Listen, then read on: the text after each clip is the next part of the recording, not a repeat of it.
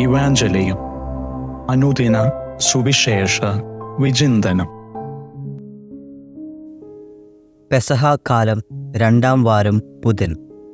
ക്രിസ്തുവിൽ എത്രയും സ്നേഹം നിറഞ്ഞവരെ, വിശുദ്ധ യോഹന്നാൻ്റെ സുവിശേഷം 3-ാം അധ്യായം 16 മുതൽ 21 വരെയുള്ള തിരുവചനങ്ങളാണ് ഇന്ന് തിരുസഭ നമുക്ക് വിചിന്തനത്തിനായി നൽകിയിരിക്കുന്നത്. സ്നേഹത്തെക്കുറിച്ചാണ് ഇന്ന് നാം ചിന്തിക്കുന്നത്. തൻ്റെ ഏകജാതനെ കൊലയ്ക്ക് വിട്ടുകൊടുത്തിട്ട് മറ്റെല്ലാ മക്കളെയും രക്ഷിക്കാൻ തീരുമാനിച്ച ദൈവത്തിൻ്റെ അനന്തമായ ആ സ്നേഹത്തെക്കുറിച്ചാണ് നാം ഇന്ന് വിചിന്തനം ചെയ്യുന്നത്. സ്നേഹം പലപ്പോഴും പ്രകടമാക്കപ്പെടുന്നത് പ്രവൃത്തികളിലൂടെയാണ്.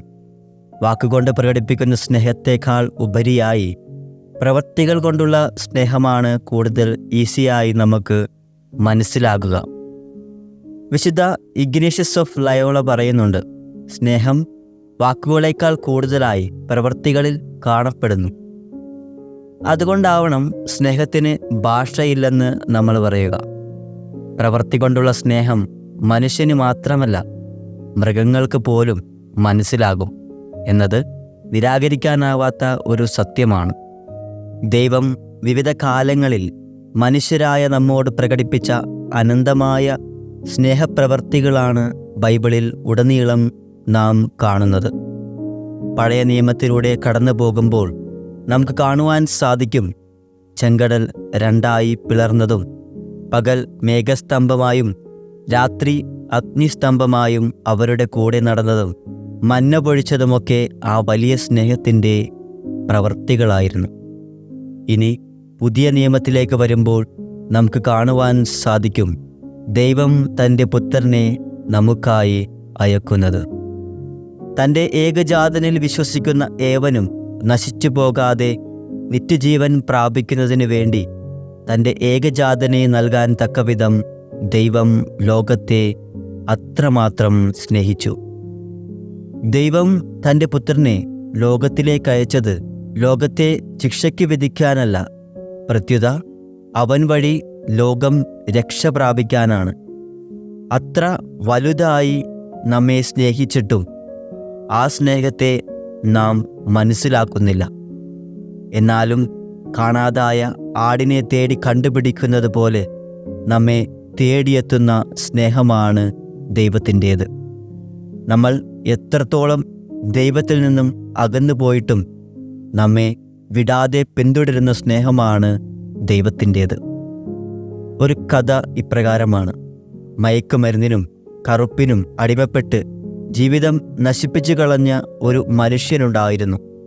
അങ്ങനെ തെരുവിൽ അലഞ്ഞു നടന്ന അദ്ദേഹം ജീവിക്കാനായി ചെരുപ്പ് പോളിഷ് ചെയ്തു കൊടുക്കുന്ന ജോലിയിൽ ഏർപ്പെട്ടു. അവസാനം ഒരു പാവപ്പെട്ട പെൺകുട്ടിയുടെ കാരുണ്യം കൊണ്ട് അവൻ വിൽഫ്രഡ് മെയ്നൽ എന്ന ആളെ പരിചയപ്പെട്ടു. അയാളും അയാളുടെ ഭാര്യയും ചേർന്ന് അവൻ്റെ കഴിവുകളും ഉള്ളിലെ നന്മയും തിരിച്ചറിഞ്ഞു അവനെ വലിയ വീഴ്ചയിൽ നിന്നും രക്ഷപ്പെടുത്തി. കുറെ കഴിഞ്ഞപ്പോൾ അവൻ തൻ്റെ കഥ കവിതയാക്കി. കവിതയുടെ പേര് ഇപ്രകാരമാണ്: സ്വർഗത്തിലെ വേട്ടപ്പട്ടി, ദ ഹോണ്ട് ഓഫ് ഹെവൻ. അവൻ്റെ പേര് ഫ്രാൻസിസ് തോംസൺ എന്നാണ്.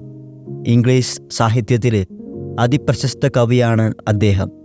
താൻ എങ്ങനെ ദൈവത്തിൽ നിന്ന് അകന്നുപോയെന്നും ദൈവം തന്നെ എങ്ങനെ ഒരു വേട്ടനായെപ്പോലെ വേട്ടയാടിയെന്നും അദ്ദേഹം തൻ്റെ കവിതയിൽ വർണ്ണിച്ചിരിക്കുന്നു.